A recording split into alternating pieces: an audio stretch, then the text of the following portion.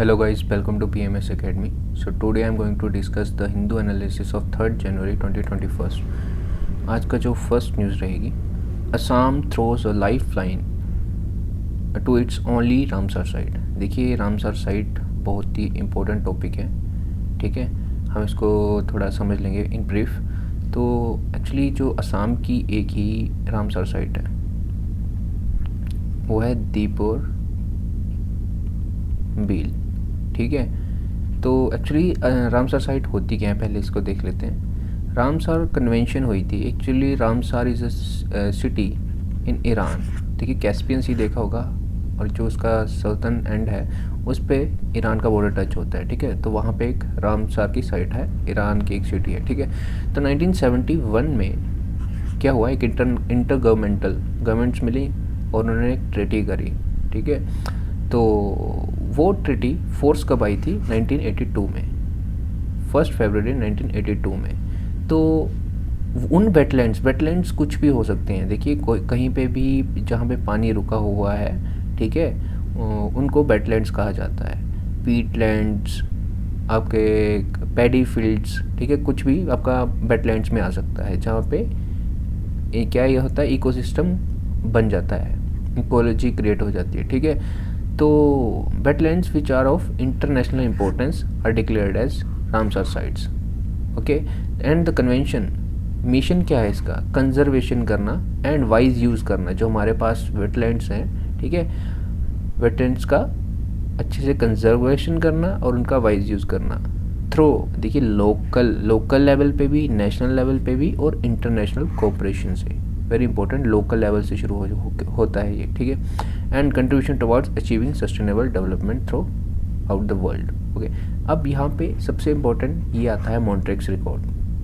देखिए Montreux record में उन इंटरनेशनल इम्पोर्टेंस की जो वेटलैंड्स हैं, जो रामसर साइट्स हैं, उनको डाला जाता है जहाँ पे इकोलॉजिकली चेंजेस आ रहे हैं, ठीक है। चेंजेस आ रहे हैं, अभी हो चुके हैं या अभी होने को बाकी हैं, लग रहा है कि होएंगे। किसकी वजह से, जो हम टेक्नोलॉजिकली डेवलपमेंट्स कर रहे हैं, पोल्यूशन की वजह से या किसी भी तरह का ह्यूमन इंटरफेरेंस से, उन वेटलैंड्स को मॉन्ट्रिक्स रिकॉर्ड में डाला जाता है, ओके। तो सबसे पहली जो आई थी हमारी चिलिका लेक आई थी इस रिकॉर्ड में, और बट लेटर इन्होंने रिवाइव कर दिया चिलिका लेक को, जो कि उड़ीसा में है। तो अभी रिमूव है। अभी आपको याद रखने के लिए दो हमारे रामसर नेशनल इम्पोर्टेंस वेटलैंड्स हैं जो कि कहाँ पे हैं, मॉन्ट्रिक्स रिकॉर्ड के अंदर हैं। वो कौन कौन से हैं, केलोदियो नेशनल पार्क जो कि राजस्थान में है, एंड लोकतक लेक जो कि मणिपुर में है, ओके। तो ऐसा कहा गया है जो दीपोर बील है वहाँ पे कम्युनिटी फिशिंग जो है वो बैन कर दी गई है, ओके।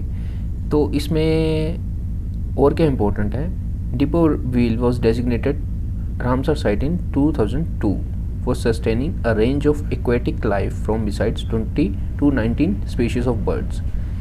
अब वहाँ पे देखिए दीपोर बील में बहुत सारे इश्यूज आ रहे हैं, ठीक है। तो क्या रीज़न है उनका, जो उसका एरिया कम हो रहा है, ठीक है। One of the reason is losing connectivity. देखिए रिवर्स आती रहेंगी, ठीक है, वहाँ पे पानी इकट्ठा होता रहेगा किसी वेटलैंड में, तो पानी is very necessary, aquatic life is very necessary, ठीक है। तो वहाँ पे ये जो अगर पानी सूखता जाएगा, इसका एरिया कंट्रैक्ट होता जाएगा, तो ऑब्वियसली इकोलॉजी पे इसका फ़र्क पड़ेगा। तो एक रीज़न ये है losing connectivity with small reverse and encroachment. जो ह्यूमन डेवलपमेंट हम बात करते हैं ना, ये जो डेवलपमेंट की बात करते हैं, इंफ्रास्ट्रक्चर डेवलपमेंट, तो वो वहाँ पे क्या हो रहा है, ये एरिया आहिस्ता आहिस्ता से उनके द्वारा कैप्चर किया जा रहा है, ओके। तो these are the two reason behind Deepor Beel जो आपकी रामसर साइट है। नेक्स्ट देख लेते हैं। Iran plans to enrich uranium up to 20% purity, says IAEA, international atomic energy agency, okay. इसके बारे में पहले देख लेते हैं। देखिए इंटरनेशनल ऑर्गेनाइजेशन है जो कि प्रमोट करती है न्यूक्लियर एनर्जी का प्रमोट करती है, किसके लिए, in a peaceful use, not military use के लिए, ठीक है। न्यूक्लियर एनर्जी किस चीज़ के लिए, जैसे कि एनर्जी की ज़रूरत हर एक सेक्टर में है, ठीक है। तो उसको पीस वे में यूज़ करने के लिए, एनर्जी सफिशेंट बनने के लिए, रेदर देन आप न्यूक्लियर वेपन बना दिए, ठीक है, मिलिट्री यूज़ के लिए यूज़ कर रहे हो, उसके लिए प्रोहिबिट करती है। तो ये कब बनी थी? 29 जुलाई 1957, याद रखिएगा 1957 में बनी थी। और ये इंडिपेंडेंट ट्रीटी के तहत बनी थी, ये यूएन के अंदर नहीं बनी थी, अंडर नहीं बनी थी, बट ये स्टिल उसकी अपनी जो रिपोर्ट्स हैं वो यूनाइटेड नेशन जनरल असेंबली को प्रोवाइड करती हैं एंड सिक्योरिटी काउंसिल को प्रोवाइड करती हैं। दो इम्पोर्टेंट ऑर्गन हैं आपके यूएन के।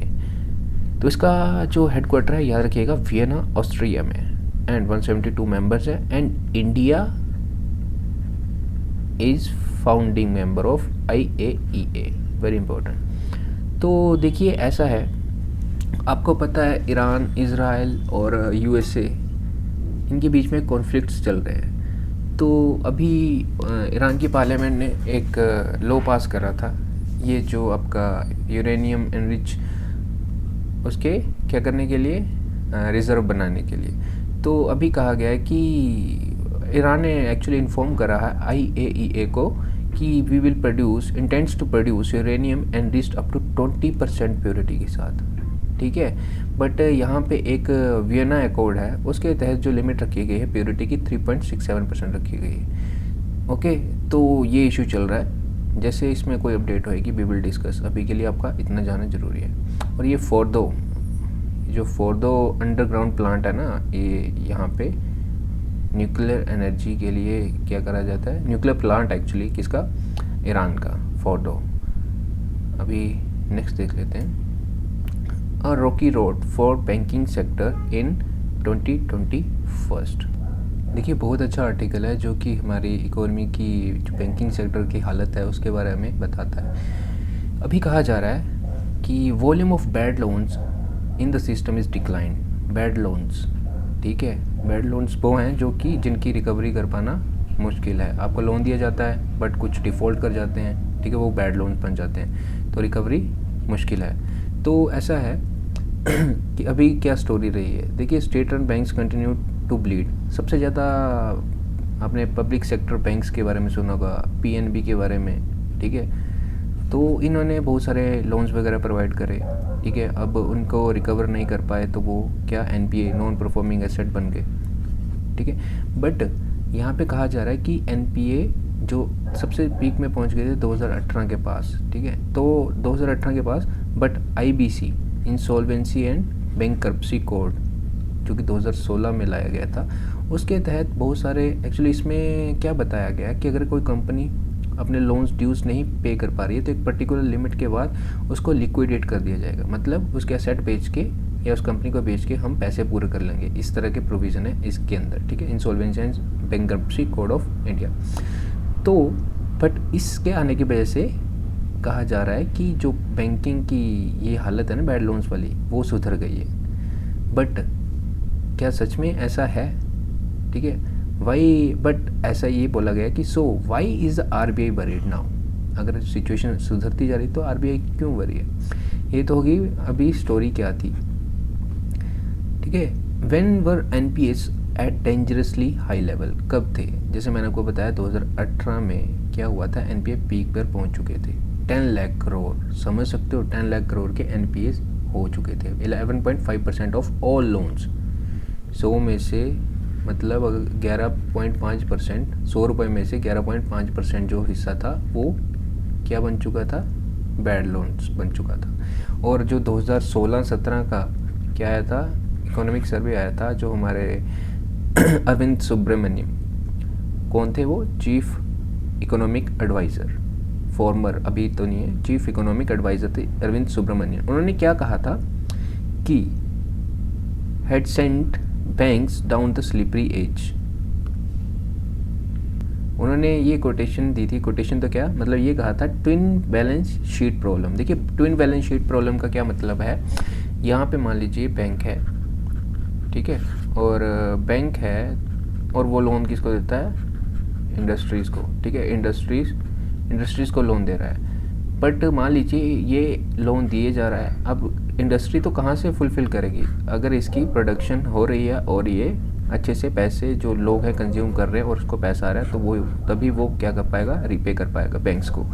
बट अगर ये चेन ही टूट जाए तो बैंक्स क्या कर रहे हैं, लोन दिए जा रहे हैं, ये लिए जा रहा है, बट ये आगे कंज्यूम नहीं हो पा रहा है, यहाँ से चेन टूट गई है, तो बैंक्स को तो घाटा हो गया, ठीक है, बैंक्स के तो एनपीए बन गए, बट कंपनी भी क्या हो रही है, ख़त्म होते जा रही है। तो ये एक ये हो गया, दूसरा ये जो हमारी industry is very essential for the development of a country, ठीक है, growth and development of the country. तो अगर ये चेन टूट जाए तो यहाँ से भी प्रॉब्लम, यहाँ से भी प्रॉब्लम, मतलब twin okay, twin sheet problem, तो ऐसा कहा गया था।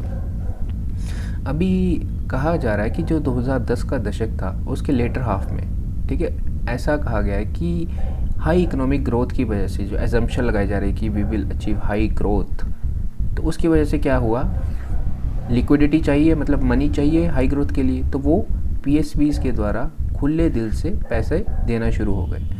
अब जो इन्वेस्टर्स थे उन्होंने भी देखा पैसा आराम से मिल रहा है, कम इंटरेस्ट रेट पे मिल रहा है, तो so why should not be go for the investment, तो ऐसा कहा गया। बट यहाँ पे एक विशियस साइकिल क्रिएट होगी ये वाली, ठीक है, यहाँ पे बैंक्स पैसे दिए जा रहा है, ये बोल रहा है कि हाँ थोड़ा और देख लेते हैं यार, शायद कभी ना कभी तो मेरी फैक्ट्री चली पड़े, ठीक है, बट ये चलती ये विशियस साइकिल, ये दिए जा रहा है, हाँ देना ज़रूरी है, क्योंकि अगर ये करता रहेगा तो शायद कभी ना कभी इसकी चल पड़े और ये बैंक्स को वापस रीपे कर दे, तो ये विशियस साइकिल बन गई थी। बट इसको इंटरप्ट किसने किया, आईबीसी ने, जैसे कि मैंने आपको बताया, अगर ये पर्टिकुलर टाइम तक नहीं दे पाती है तो इसका क्या हो जाएगा, रेजोल्यूशन, मतलब लिक्विडिफाई कर दिया जाएगा इस कंपनी को। तो आगे देख लेते हैं। अब इसमें ये कहा गया है कि जो लोन्स हैं, बैड लोन्स हैं, वो डिक्लाइन कर रहे हैं, अच्छी न्यूज़ है, बट पिक्चर क्या है असलियत में, ठीक है, इसको समझाने की कोशिश करिए। देखिए ऐसा कहा गया है, कोविड-19 पेंडेमिक और नेशनल लॉकडाउन की वजह से बहुत सारी कर्ब्स लग गए, मतलब कि रोकथाम हुई, रोकें लग गई हर चीज़ पे कि ऐसा नहीं करेंगे, वैसा नहीं करेंगे, तो उससे तो इकोनॉमी पे इम्पैक्ट पड़ा है, नो डाउट इकोनॉमी पे इम्पैक्ट पड़ा है। बट हमारी जो इकोनॉमी थी, हमारे जो साथ वाली कंट्रीज़ हैं, मतलब इसके कंपैरिजन में और कंट्रीज़ के कंपैरिजन में इंडिया की जो इकोनॉमी थी वो पेंडेमिक के तो पहले भी बुरी हालत में, स्लो डाउन से गुजर रही थी, ठीक है। बट अब ये जो पिक्चर दिखाई जा रही है कि अच्छा हो रहा है, तो इसके पीछे का रीज़न क्या है, इसके पीछे का रीज़न है कि इंसॉल्वेंसी प्रोसीडिंग्स, जो कि मैं आईबीसी वाली बात कर रहा हूँ, वो रोक दी गई हैं कि कंपनीज़ को थोड़ा मौका मिल जाए, ठीक है, और बहुत सारे जो आईबीसी की प्रोसीडिंग रुक गई हैं, बहुत सारे जो बिजनेस थे वो बंद पड़े हुए थे, ठीक है। अब बंद पड़े होने की वजह से क्या होगा, तो वो लोन नहीं ले रहे हैं, ठीक है, और नया लोन नहीं ले रहे थे, और इसके बाद लिक्विडिटी वाज इन्फ्यूज़, और सिस्टम में लिक्विडिटी भी इन्फ्यूज़ करी जा रही है, जैसे आत्मनिर्भर भारत का जो प्लान आया था, ठीक है, तो उसमें भी बहुत सारे पैकेजेस दिए गए हैं, लिक्विडिटी सिस्टम में आ रही है, ये कंपनीज मैक्सिमम बंद थी और आईबीसी की प्रोसीडिंग चल नहीं रही हैं, और आईबीसी अभी पहले 31 दिसंबर तक था, अब इसको 31 मार्च तक आगे सस्पेंड कर दिया गया आईबीसी को, जो रेजोल्यूशन होने होते हैं, जो कंपनी दे नहीं पाती है लोन्स को। तो इसकी वजह से क्या लग रहा है कि जो सिस्टम की हालत है वो सुधर रही है। अब ऐसा कहा कि इस सभी लाइफ सपोर्ट की वजह से, ठीक है, ये जो सभी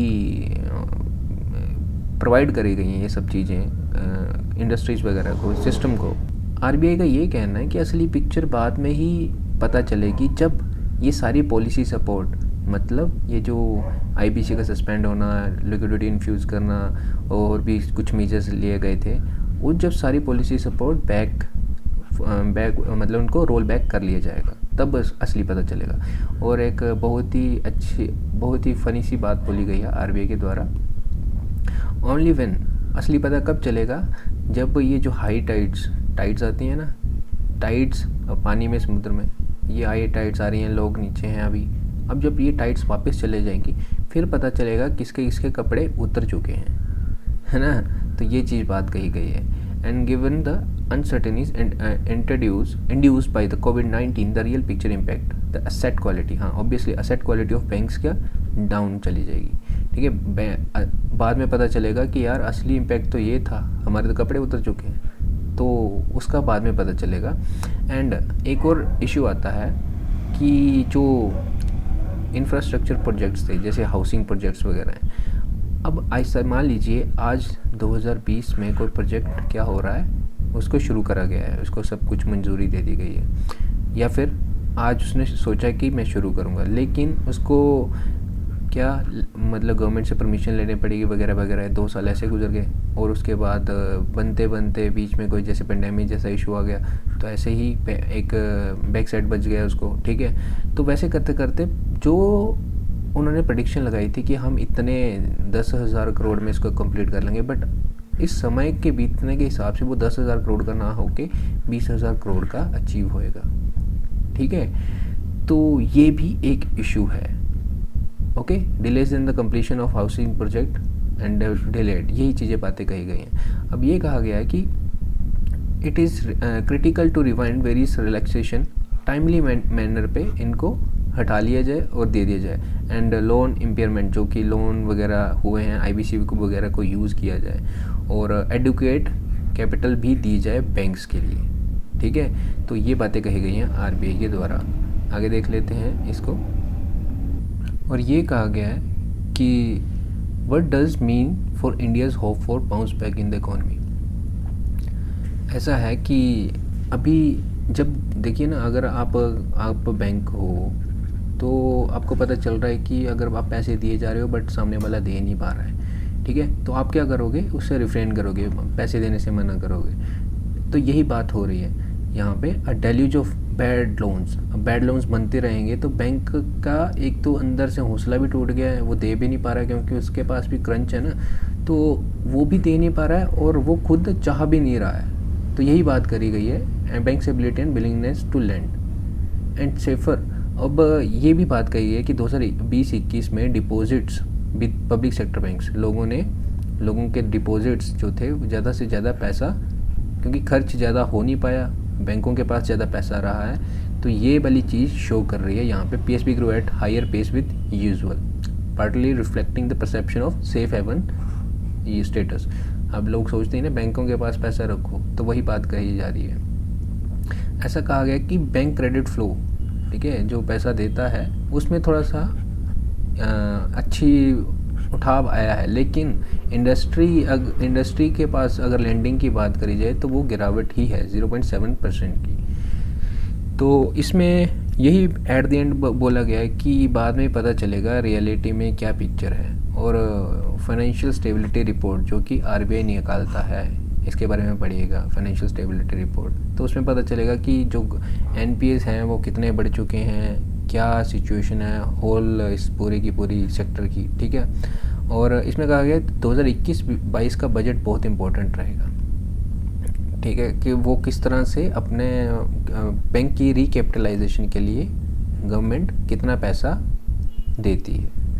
तो this was whole article, it was good to know about the real situation of our economy.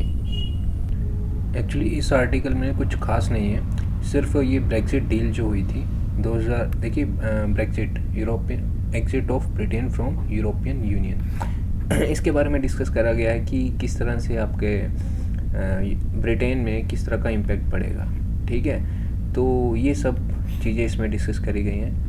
तो ऐसा कहा गया कि लॉस ऑफ 4% ऑफ GDP का रिडक्शन होगा ब्रिटेन को, ठीक है, एग्जिट करना है UK से। और देखिए सबसे बड़ा इशू जो बोला जाता था ब्रिटेन के द्वारा, फ्री फ्लो ऑफ लेबर, ठीक है, अभी वो लेबर के रिगार्डिंग खुद लॉ बनाएगी।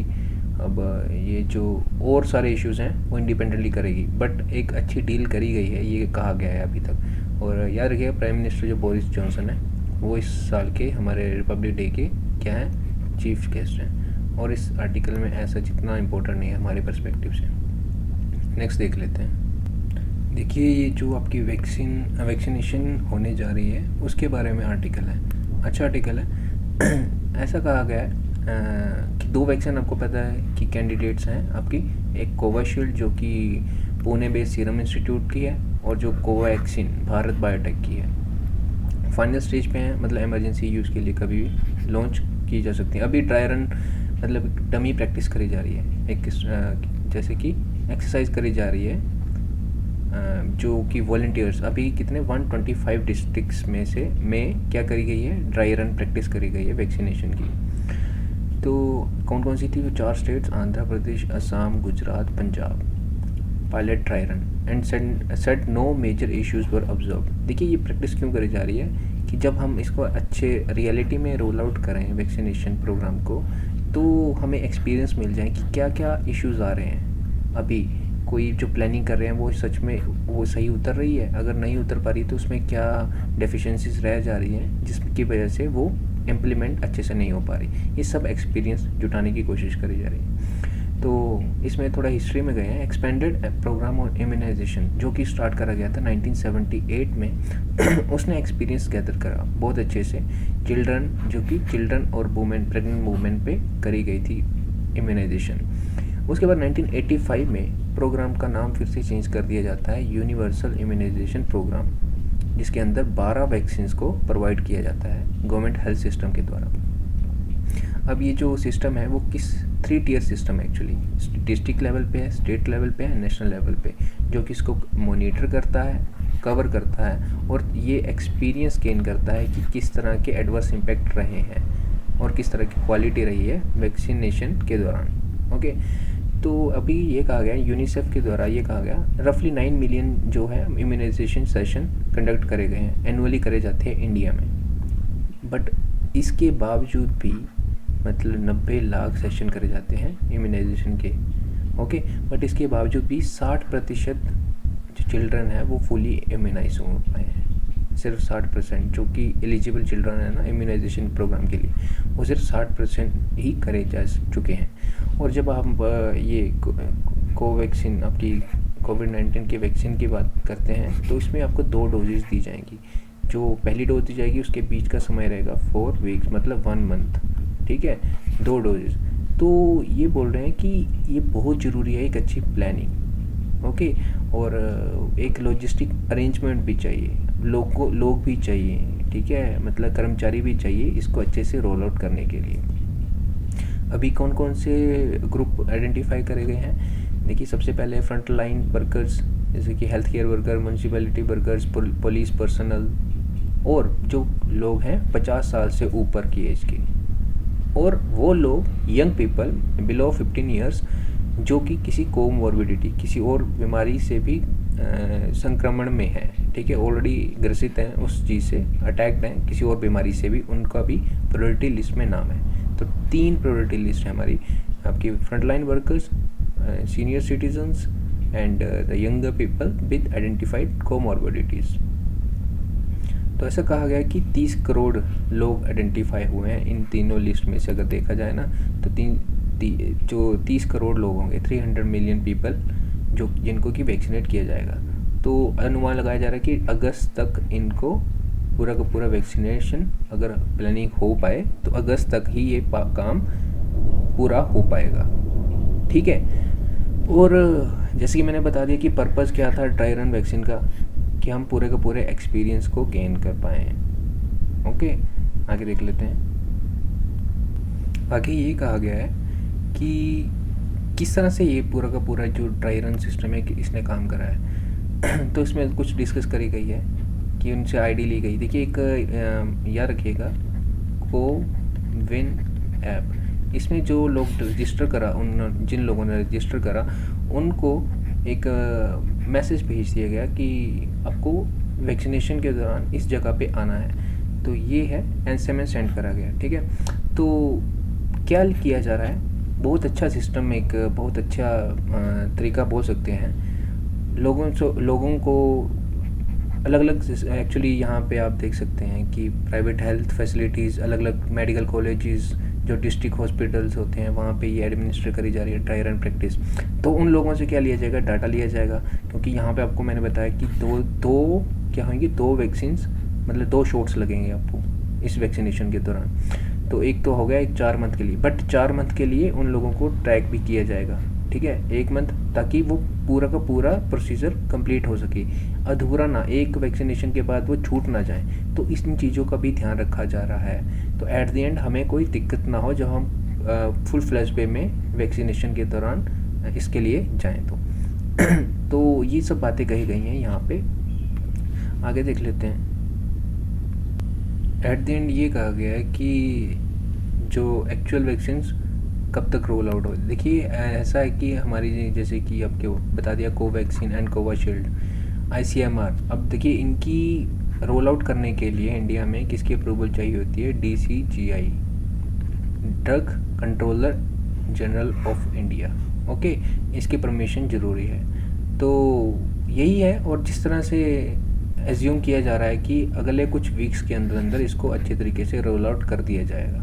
और एक ये वार्म अप एक्सरसाइज थी जिसने बहुत सारी चीज़ों को रिवील करने की कोशिश करी है कि क्या क्या इसके इम्पैक्ट हो सकते हैं, अगर वैक्सीनेशन के दौरान कुछ कॉम्प्लिकेशंस आ भी जाती हैं तो हॉस्पिटलाइजेशन का किस तरह से रहेगा उसमें उस इंसान के लिए, ठीक है। तो अभी देखते हैं क्या होता है, hope for the best, and I think it is enough for today.